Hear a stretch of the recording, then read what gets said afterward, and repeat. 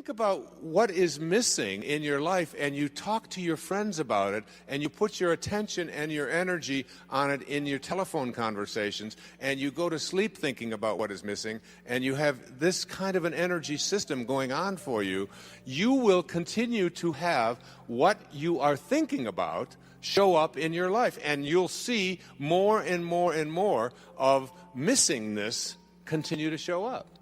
You can't think about and put your energy on what is missing unless you want it to keep being that way in your life. So that's the first thing you want to shift. That's the first obstacle to reaching this state of what I call intention. Secondly, if you put your thoughts on what is, you will continue to attract what is into your life. Now, I'm going to suggest something very strange up here right now. I told you when it gets weird, that you have the ability to put your attention on an inner mantra that I have recorded in a CD called Meditations for Manifesting, that came to me from a teacher 2,300 years ago named Patanjali in India, who taught people at that time, when this is before the Middle Ages, this was like when people hadn't been out of caves too long, was teaching people how to levitate, and was teaching people how to bilocate, and was teaching people how to have the gift of fish and loaves 300 years before Jesus showed up on this planet. And his aphorisms of Patanjali are a big part of the spiritual solution to every problem. And what he suggested at that time is a meditation called japa. And this meditation is something where you take your attention, your inner energy, off of what is and onto what you intend to manifest, and you repeat the sound that is in the name of God as an inner mantra.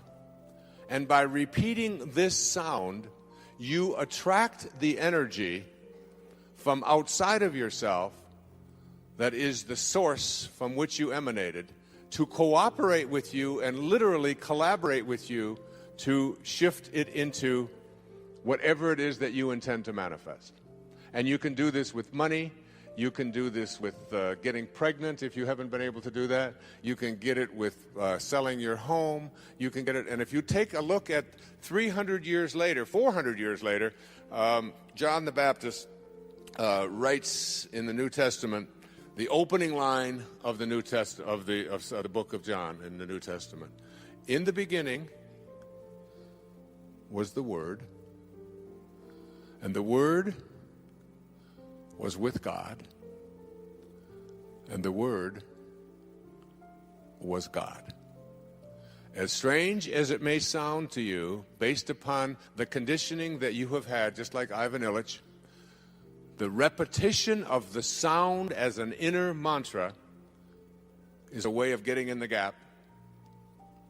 And it is a way of, when you repeat this sound, attracting whatever energy, that dormant forces that are out there, into your life to have whatever you need show up. And all I can say to you is, I stand up here before you tonight from my heart telling you that it has always worked for me. It is a meditation practice. It is so powerful, and I can't tell you how many people have been practicing it, including Gary, who spoke to you here today.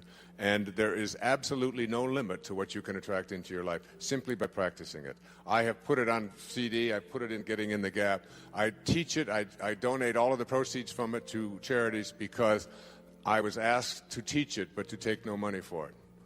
And I've been doing it for several years now. If your thoughts are on what is, let's just say you've got a disease process. Cancer, arthritis, the flu, a cold. If your thoughts are on, if you get a sniffle and your thoughts are on, this is in my nose today, but tomorrow it'll be in my throat. On Wednesday, it'll be down in my chest. On Thursday, I'll probably have a fever. I'm going to have to take Friday off. Now, it's Monday morning, and you've got a sniffle, and in your mind you're taking Friday off with a fever. If this is how you have trained your mind to work, to put your attention on the circumstances of your life, self-actualizing people, Abraham Maslow was a great teacher of mine. I was blessed to know him. I was blessed to be one of his devotees. He died on the 14th of June, 1970, in the same hour that I walked across the stage at Cobo Hall in Detroit receiving my PhD. In the same hour. He passed the baton on. He said, I've taught self-actualization to the academic world. Now you take it to the masses. And Maslow said, self-actualizing people are distinguished from everybody else with this sentence: they must be what they can be. They must be what they can be. And one of those 10 secrets for success and inner peace is that you can't solve a problem with the same mind that created it. And know this, that your mind created everything in your life that you call a problem. And self-actualizing, highly functioning people who live at these extremely, extraordinarily high levels of consciousness never put their thoughts on what is if they don't like what is.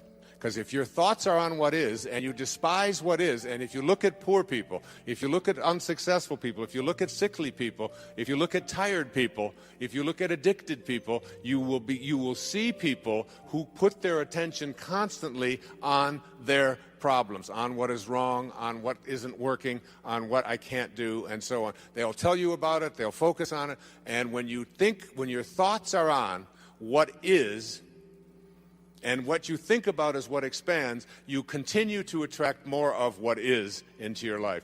When I had a practice, I had a woman who came to me who said, I just went through a divorce 7 months ago, and I've been dating, and I've dated 4 different men, and all 4 of them have used me as a sex object. And every single one of them called me up after the first date and were mistreating me, and they didn't have any respect for me, and that was the end of it. And she said, I'd like you to talk to all 4 of these men. And I said, there's only one common denominator here. You are attracting into your life what you are putting your attention on. It's called the Job effect. You can't think about what is missing, and you can't think and put your energy and talk about what is if you don't like what is. Can't do that unless you want more of that to show up. Third, you cannot put your attention or your thoughts or your energy on what always has been. If you put your thoughts or your energy on what always has been is what will continue to show up into your life. What always has been is the wake of a boat. Your life is a boat. It's heading up the river in that direction. And it's heading there at 40 knots. And you're standing on the stern, and you're looking down at the water, and as the boat goes in this direction, here you are looking down into the water, and what do you see? You see the wake. And what is the wake? The wake is the trail that is left behind. That's what the wake of your life is. That's what the wake of the boat is. And if you ask yourself the question, what's driving the boat? What's making this thing head in this direction? The answer is the present moment energy that is being generated by the engine, and nothing more is what's making the boat go in this direction. And then if you ask yourself this key question, is it possible for the wake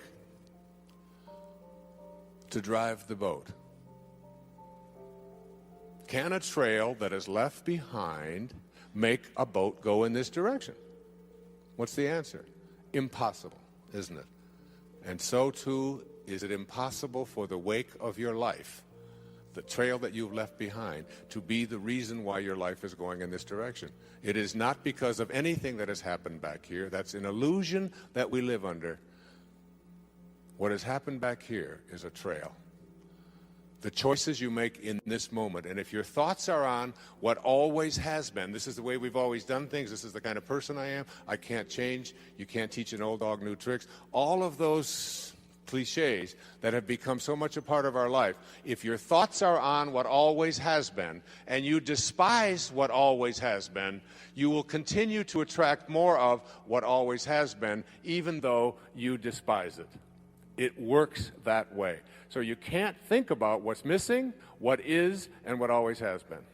And it gets worse.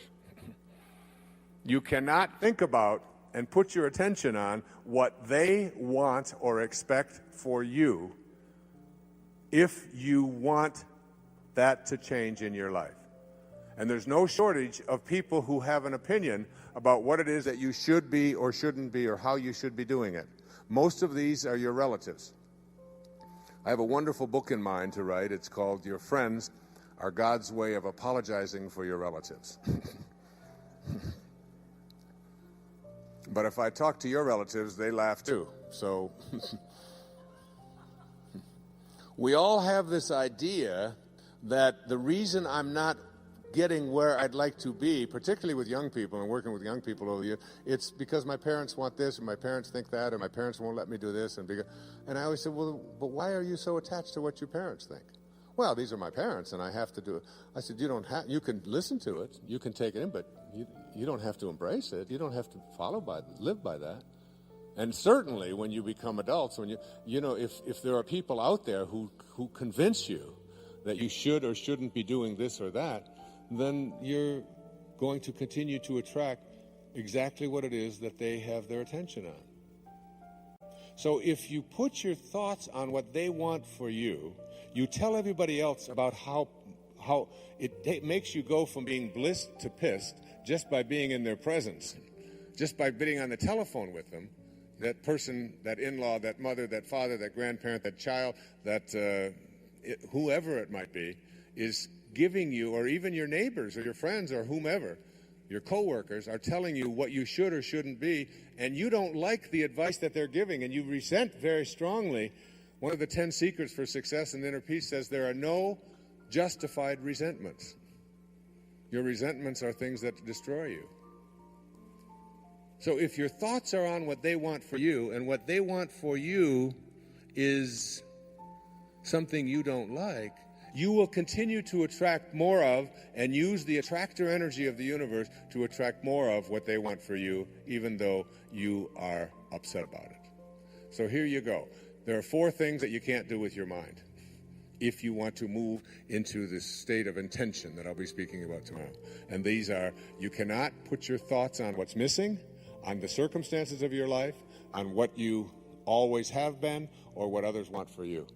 So you have to learn to do a somersault into the inconceivable and only put your thoughts or your attention on what you intend to manifest for yourself. Every thought that you have is an energy. Everything in the universe is an energy. And when you have a thought that is a thought that weakens you, which Hawkins speaks about so brilliantly in Power versus Force, that thought, the 10th secret in 10 Secrets says, wisdom is avoiding all thoughts which weaken you. And thoughts change and make you strong or weak depending upon whether or not what you're thinking at any given moment. The instant that you put something into your body and hold it close to it, the moment that you move into the energy field of someone who is negative, and I'll be speaking more about this tomorrow afternoon and doing a little bit more of demonstration on it, that everything in this universe is an energy. I have the prayer of St. Francis on which I'll be reciting tomorrow, and Sky will sing for you tomorrow, on a card that is produced by a woman who lives in a wheelchair. And also, and all it takes is to be in the energy field. If I had Linda hold this up next to her, it would strengthen her. Just the words. Energy is in everything. And here's one of the most powerful notions about how you move into this area of bringing higher energy to the presence of lower energy in your life to strengthen rather than weaken you. It was on the wall of the ashram where Mother Teresa lived. And it goes like this. If you want to know tonight what to do and what to think and how to bring this energy to you, listen to these words. And put these, as I said, the money that's collected on these goes to a woman who lives in a wheelchair, who has the intention to not be dependent. And you stick this on there, and you know, your children just have to walk by these words. and the energy it touches and impacts them. Just like the music, the CD, even carrying it around. It's why I knew that Sky's CD would strengthen rather than weaken. You can take the Prayer of St. Francis, which she sings on there, put that on in your car and play it in a moment of frustration or anguish in traffic, and you know what? You can move the traffic. I know you laugh and you think that that kind of thing is impossible. There is nothing that you can't do when you shift your energy from energies that weaken to energies that strengthen. And this is what Kent Keith had written and what Mother Teresa lived by. She said, people are often unreasonable, illogical, and self-centered.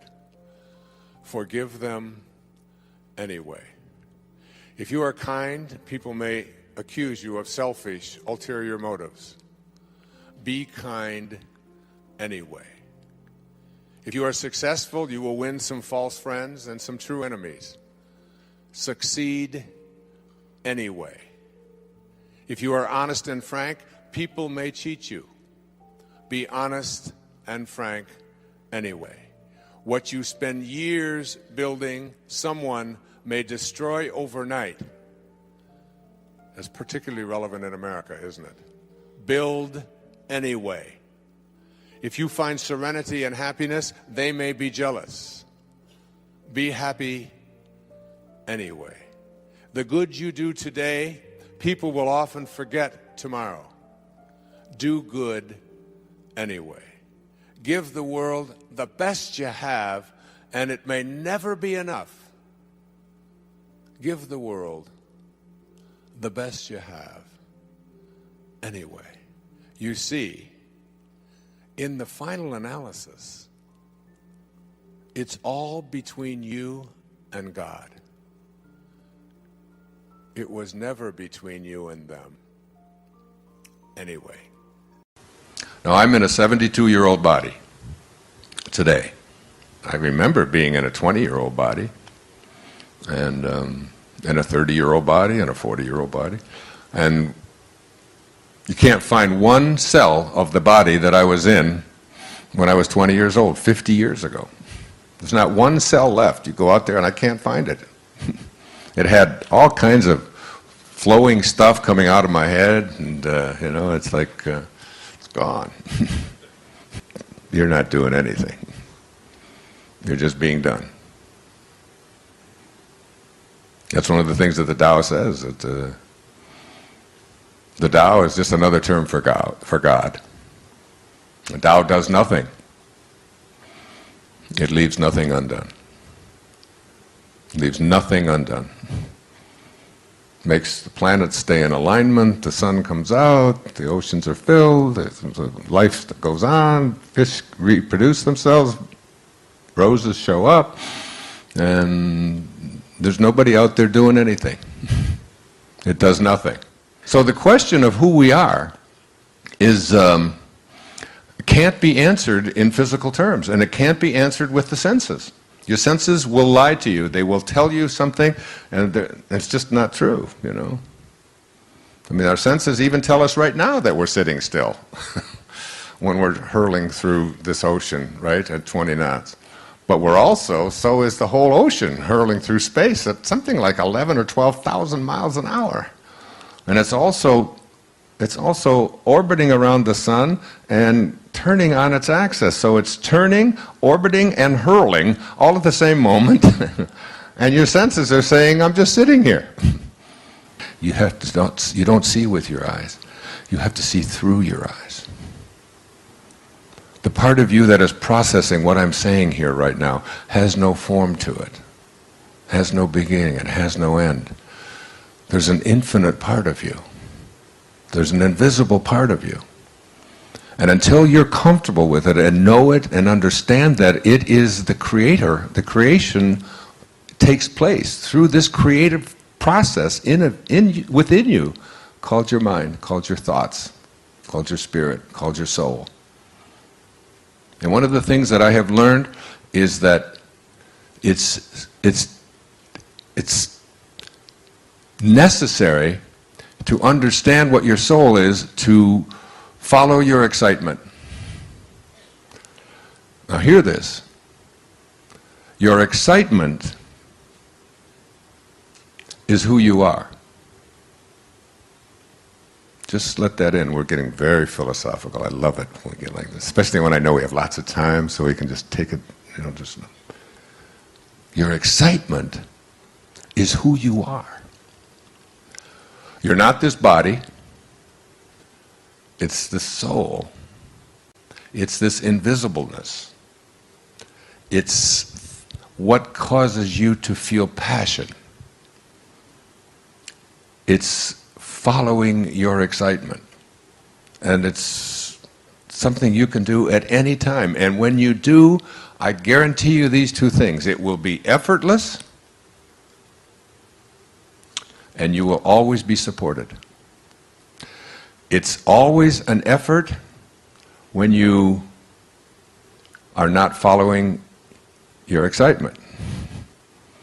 What is it in here? What is that creative spark that just makes you want to do something, or you just feel drawn to do it? And the more you pay attention to this spark, this inner excitement, the more it will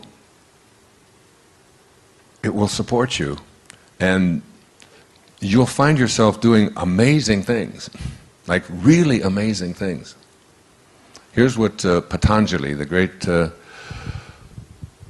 century BC Indian scholar, great beautiful soul, who was the father of meditation, one who taught me the japa meditation and the I am meditation. He said, when you are inspired means in spirit. When you are inspired, that means when you are following your excitement. When you are inspired by some great project, some extraordinary project, all of your thoughts break their bonds. Your mind transcends limitations. Your consciousness expands in every direction. And you find yourself in a new and a great and a wonderful world. And then he said, and this is what I mean by being effortless, he said, dormant forces, faculties and talents come alive, and you discover yourself to be a greater person by far than you ever dreamed yourself to be, or I say were ever taught that you could become, because you were not raised to believe in your divinity. You were raised, as Rumi said in that thing I read between the Chinese and the Byzantines, you were raised to believe in your limitations. And you don't know that within you, you have God. You are God. God is not an external concept. It's what the ego has taught us that it is. So that if you can answer the question, who am I? Who am I? And understand that who you are is a divine speck, if you will, a divine fragment of the universal consciousness. God's one and only voice's silence means that God is that which is indivisible. There is no place that God is not. And you can't divide God up and say that God is on this side or God is on that side. I've often said that God isn't doing anything different now than God was doing an hour ago or 100 years ago. And God isn't doing anything different now than he will be doing 1,000 years from now. God is exclusively here and now, not elsewhere, not in heaven someplace apart from us, but here, now, and indivisible. And the word indivisible is very important, because that which is everywhere and cannot be separated or carved up is something that we have a great deal of difficulty in the world of the physical form experiencing and understanding. Because our world, the world of you listening here, is a world of dichotomies. It's a world of paradoxes. We divide everything up. And dichotomies are just our way of being. We divide everything in the world up. The only reason we know that something called darkness exists is because of light. If there was nothing called light, we wouldn't know anything called darkness. The only reason we have a concept called up is because we have something of its reverse called down. You've never seen a person with a front who doesn't have a back. You've never seen a person with an outside who doesn't have an inside. We divide everything. Everything is in the world of the divisible. In the Bhagavad Gita, it speaks about transcending the dichotomies, figuring out a way to get past the up-down, the male-female, the good-bad, the right-wrong, the old, the new, the alive and the dead. Everything has its dichotomy. You can always find its opposites. In fact, that's how the symbolism of language is created, through having opposites. We don't know about oneness in the physical world. Everything has its counterpart, its dichotomy, except for silence. Silence is the only experience that is the same as God. It is indivisible. You take silence, and we'll have some right now, and now let's just cut that in half. And what do we have? More silence. Let's take what we've cut in half and cut it in half again and again. And endlessly you attempt to divide into a dichotomy, silence, but you can never do it, because silence is indivisible. And silence is God's one and only voice. When you go into silence, you go into the place where you make conscious contact with God, whatever it is that God means to you. You make conscious contact with that omnipotent, omniscient force in the world, that omnipresence of God. And the reason I say that it's not crowded along the extra mile is because the mile that most people are on is a very, very noisy mile. And I encourage young people to become more comfortable with silence. We live in a world of bulldozers and leaf blowers and trucks that make endless amounts of noise and chatter. And constantly, I have a home, a place a retreat that I go to frequently on Maui. And oftentimes I will walk in the morning and they're in a big building project in Maui. And I'll go past one building after another and start to count the noisemakers, as all of these machines and all of these people who are trying to make the place look so pristine and so beautiful and so landscaped, instead of just letting it grow, just letting it be. Silence and God are one because you can't divide either one of them, okay? So that going to silence as frequently as you can and understanding that out of silence, everything is created. The words that you are listening to right now as I speak emerge from silence. That silence is the source. And it's the source that is what we want to make conscious contact with. Like the source of all light is the sun. And the only reason we know about light is because of something called darkness. But when you go to the source can't be divided. Everything, remember, has a dharma. Every creature, every rose, and every human being has a dharma. You're already fulfilling it physically. You're already in the bodies that you were intended to be in. Remember what I said before. It is not about where you are. It's about what direction you're headed. And as long as you know you're heading in the direction of staying here in meaning.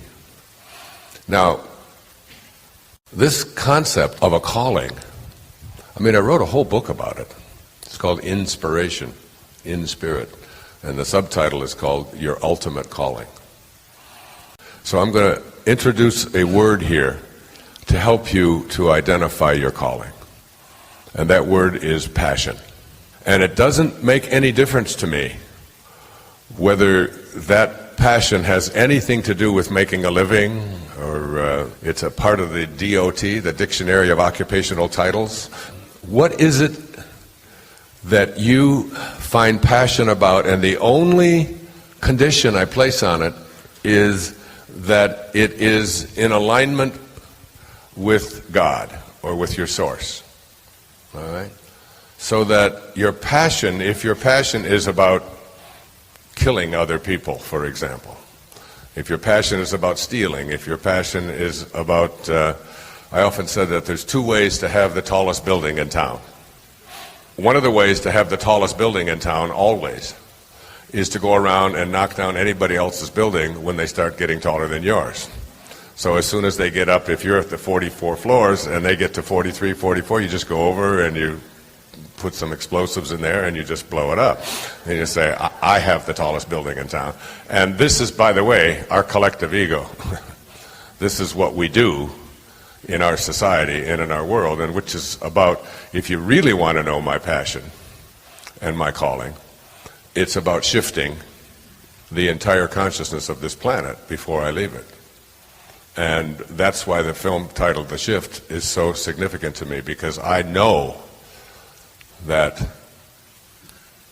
if I can get 10 million people to watch that film, The Shift, if I can get 10 million people in America and Canada to watch that film, that we reach something called pi, 3.1416, remember? And if you can get 3.1416% of a population to align, the rest of it's called a critical mass in physics. You reach what is called phase transition.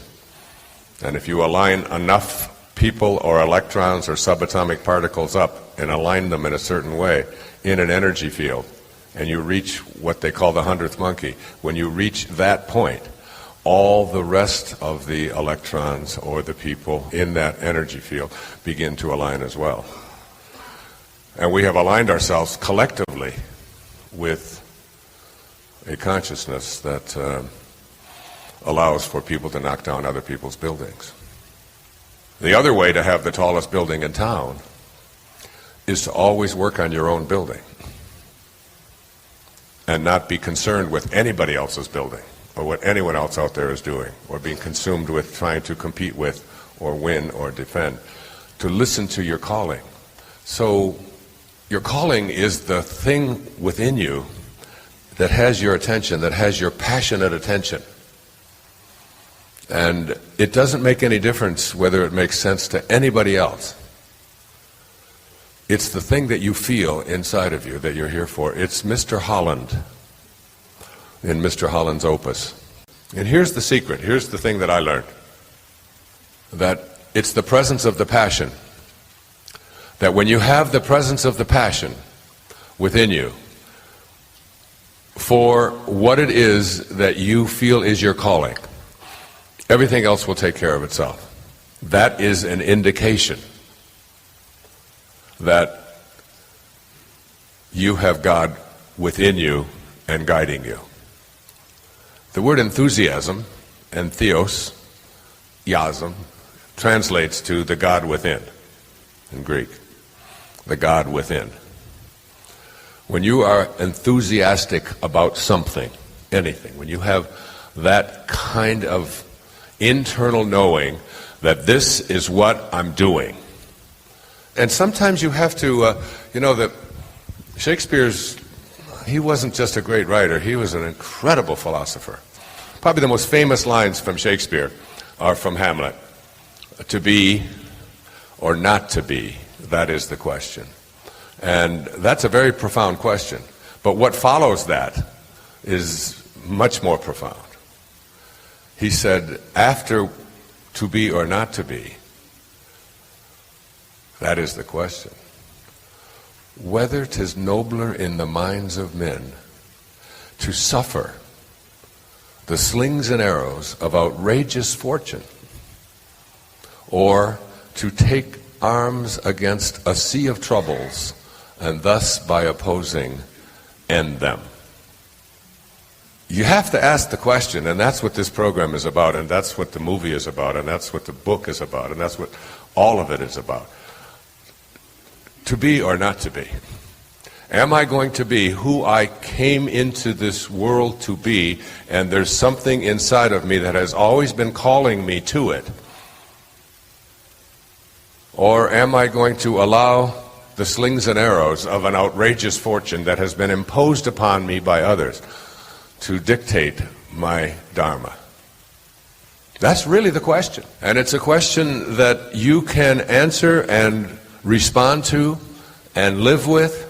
This idea of not dying with your music still in you is really about an awareness that there is some kind of purpose. And that purpose to everything and to your life is not necessarily based upon something that we can figure out with our brain. Like, my purpose is to become an accountant, or my purpose is to find the perfect place to live or the perfect mate. I don't think it's done that way. It's never, to me, an intellectual thing.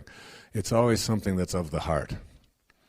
When I ask people to point to themselves, you know, they never point to their brain. They always point to their heart. And Gibran, the Lebanese poet, said that when you're born, your work is placed in your heart. There's something that you feel, and it's very hard to put it into words. In fact, I think it defies words, because words are just more symbols of something that we're trying to express. And it's the feeling that we have in here that I'm here, that I have a heroic mission of some kind, that there's something more to my life than just simply going through the motions and being a commuter and collecting a certain amount of stuff. So to me, not dying with your music still in you is what Maslow called the top of the pyramid. And you remember the pyramid of the self-actualization that begins with the baseline being the longest part, but the baseline is just taking care of basic needs. Like, you learn how to handle and provide for yourself. So you have to, at the very base of this pyramid, you have to feed yourself. And you have to have your needs for water, and your needs for food, and your needs for shelter as you move up this, and then your needs for sort of like companionship, and ultimately a need to feel a sense of belonging, need to feel loved as you begin to move up this pyramid, until you get to the very top. And at the very top of this pyramid, there's just a tiny little space up there. And this tiny little space at the top of the pyramid is what we call purpose, where you're living your life as if why you're here is really clear to you. A sense of purpose is not that I'm doing what I was told I was supposed to do, that was programmed into me by somebody in the sky before I showed up here, but that I feel as if why I'm here is being actualized. And when people ask me about how do I get to that place of purpose in my life, I always remind them that your life is like what Joel Goldsmith called it, a parenthesis in eternity. So who you are, Carl Jung referred over and over again to the part of us that is eternal, the infinite part of us. He said the telling question of a person's life is their relationship to the infinite. And until you have that relationship with the infinite, you will not know anything about purpose. So that you almost have to learn how to step outside of yourself and begin to witness yourself from the perspective of who you are as not being this thing that you're observing. You go to the observer, and then you even get to watch the observer. And that's when it starts to get a little bit complicated. But as the observer or as the witness to the observer, you're sort of watching and noticing.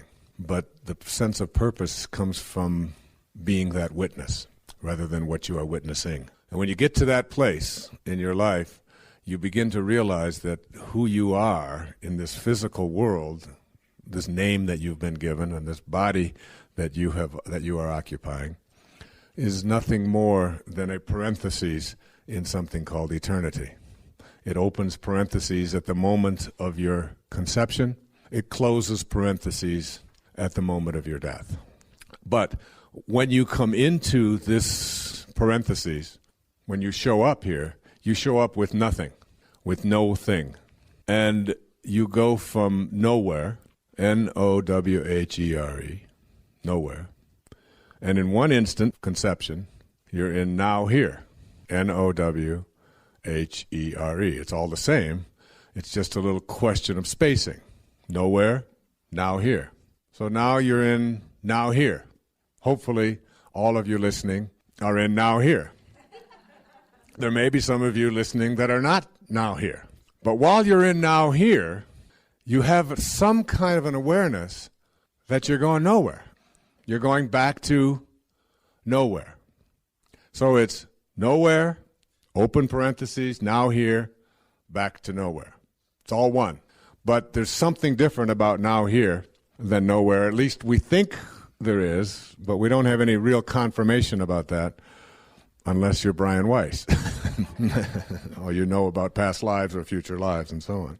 Now, one of the great teachers in my life, Carlos Castaneda, whom I've referred to on many occasions, one of the things that he says is that the problem with humanity living at ordinary levels of awareness is that we are all beings who are going to die, but we act as if we're not.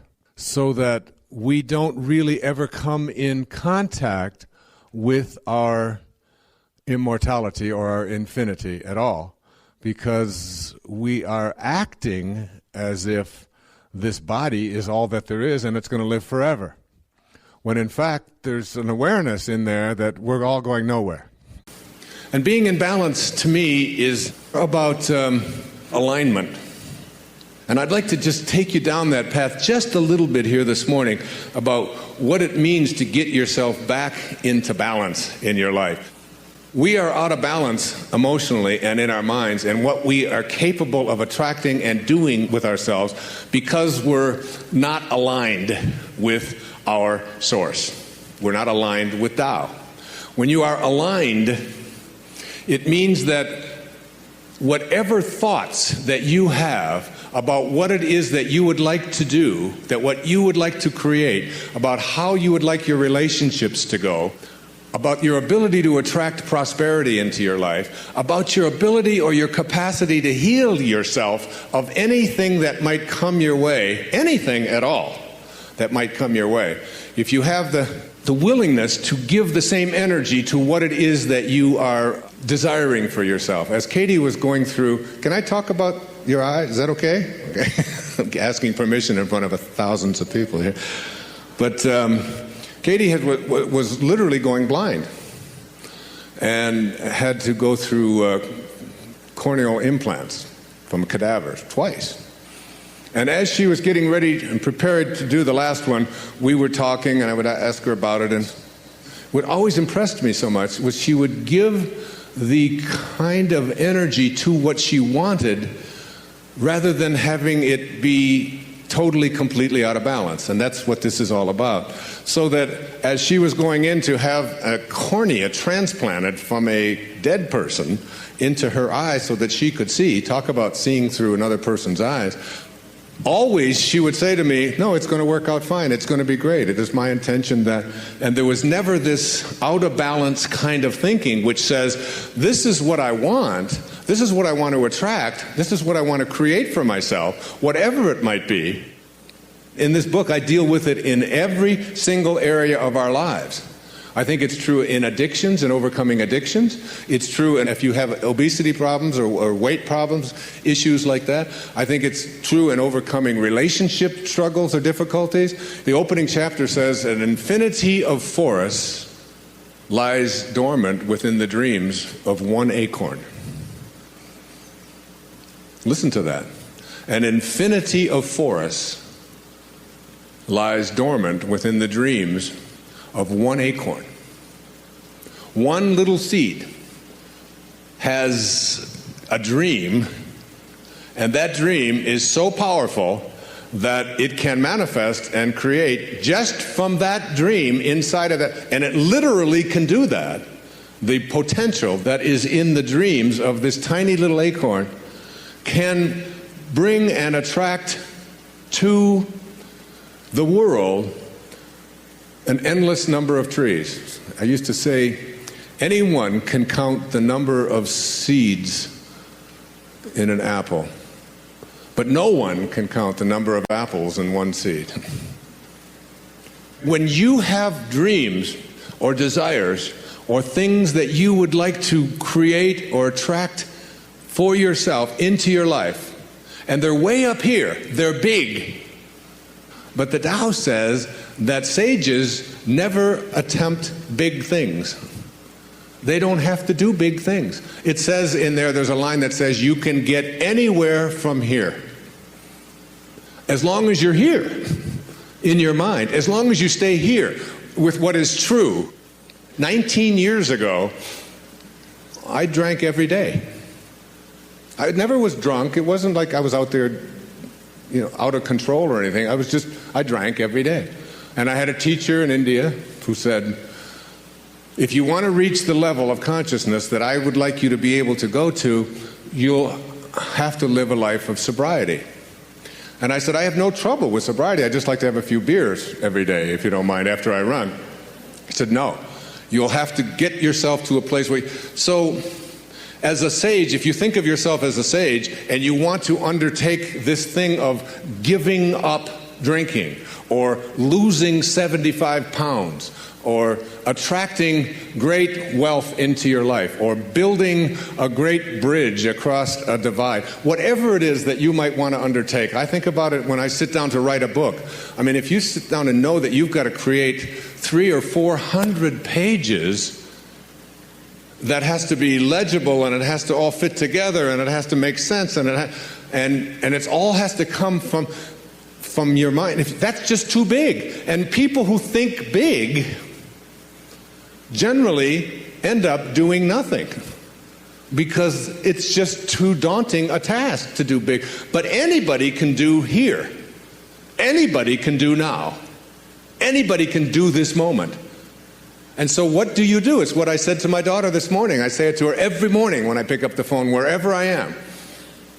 Today is a sober day. Just today. Don't undertake giving up anything big like that. Don't undertake the idea of I've been overweight my whole life, or I've been addicted to something my whole life, and I just want to change that. Let go of that. The great sages don't do difficult things because they never see difficult things. There's nothing difficult out there when all you have to do today is stop smoking. Today. And people say, but it's really difficult. It's really difficult to quit smoking. I said, where do you come up with that? Where do you come up? Is that true? You'll hear Katie this afternoon ask you that question. Is this true? Can you prove that it's true? You'll see. I just want you to, if you haven't seen her do it. She's the master. She's the best in the world at it. Is it true that it's difficult to quit smoking? Hell no, it's not true. What's difficult is smoking. That's what's difficult. That's true. There's a wonderful woman that I've come to respect a great deal and know. Her name is Carolyn Meese. And she has a tape that I heard a few years ago called Why People Don't Heal, I believe it is. I was so taken by the profound wisdom of what and how she presented it that I called and left a message with her that if she would like my endorsement, if she's interested in that, I'd be happy to give it. And she did.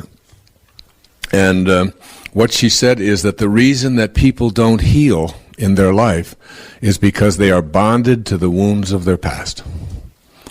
They not only have understood them and practiced them and perhaps even embraced them and understood them, but they have now bonded to them.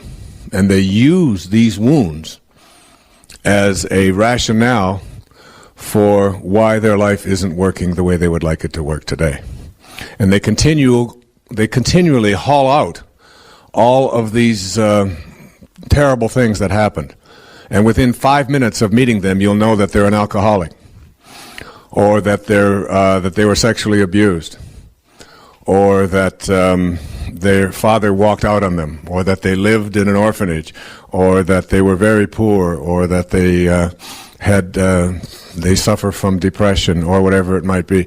And the constant using of these wounds of the past as almost like a calling card is what keeps them back there. I'm not saying that you have to give up everything and everyone that ever happened to you, and you have to forget about it and not have traditions. I'm suggesting that you take this very, very seriously, that the reason why your life is going the way it is going is because of the choices that you are making today, right now in your life. And that anything else that you are using that is back here in the wake as a rationale or an explanation for why your life isn't going the way you would like it to go is nothing more than an excuse to which you will bond yourself, and as a result of that bonding, you will keep yourself back, living in those obstacles, rather than creating an intention of what you want to have for yourself in your life. And it's a very common thing to do. And on the extra mile, you'll find people. I remember Castaneda's teacher telling him, you'll know when you are free from your personal history, because he said, look, if you don't have a story, you don't have to live up to it, which is pretty good. You just don't have to live up to your story. He said the way that you will know that you are free from this is that you should check yourself into the seediest motel that you can possibly find, with cockroaches in it, and with the paint that is, chipped off the walls, and the most unpleasant kind of place that you can check yourself into, and don't tell anyone that you're there. And you stay in that room and don't come out until it makes no difference to anyone whether you do or you don't. How's that for a test? Until you get free from this idea of what somebody else might think or what might say or might begin to use on you. And most of this stuff that is in our past is all related to our families. My mother, my father, my siblings, my in-laws, whatever.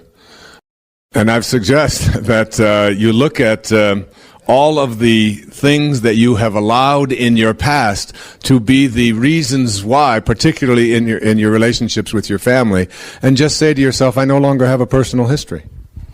You know? I am not attached to any of that at all. I look upon my personal history, and I have for a long time, as one of the great advantages of my life.